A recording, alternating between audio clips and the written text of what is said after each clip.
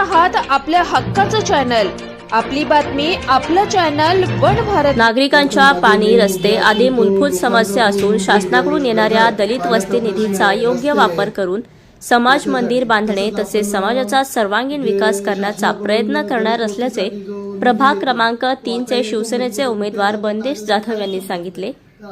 तर मांडा टेटवाळा येथील पाण्याची समस्या लक्षात घेता अमृत योजनेतून पाण्याची टाकी बांधणे आणि रेल्वे लाईनच्या खालून पाईपलाईन टाकण्याचे काम सुरू असून येत्या 2 महिन्यात मांडा टेटवाळ्याचा पाणी प्रश्न सुटणार असल्याचे बंदेश जाधव यांनी सांगितले। तर माझे मेन मुद्दे असतील तो लोकांचा जो मूलभूत गरजा आहे, पाण्याचा प्रश्न आहे, रस्ते आहेत याच्यासाठी। तसंच आपण जे शासनाकडून दलित वस्तीसाठी जो निधी येतो तो आता येतो मध्ये तो कुठे जातो काय जातो काहीच समजत नाही।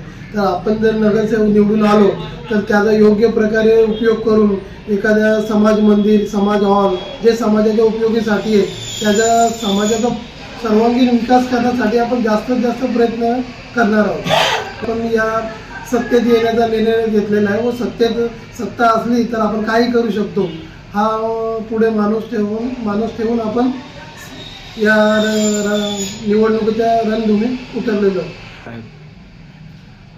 मी अगोदर महाराष्ट्र नवनिर्माण सेना या पक्षाचा नगरसेवक होतो, पण आम्ही सत्तेत नसल्यामुळे आपल्याला काही जी भरीव कामे असते समाज उपयोगी ती करता नाही आली। तरी पण मला जो नगरसेवक निधी मिळत होता त्याच्या आधारे आपण जेवढ्या नागरिकांच्या मूलभूत गरजा आहे, पाण्याच्या लाईनी, गटर आहे, रस्ते, ते आपण बऱ्यापैकी सर्व ठिकाणी माझ्या प्रभागात केलेले आहे। तरी आता आपण जो पाण्याचा मेन प्रश्न माझ्या मांडा टिटवाळामध्ये खूप मोठा पाण्याचा प्रश्न होता, तरी आपण आपल्या प्रयत्नाने आमदार साहेबांच्या निधीतून एक अमृत योजनेतून आपल्या मांडा परिसरात पाण्याची टाकी व रेल्वे खालून लाईन टाकण्याचं काम सध्या तरी चालू आहे।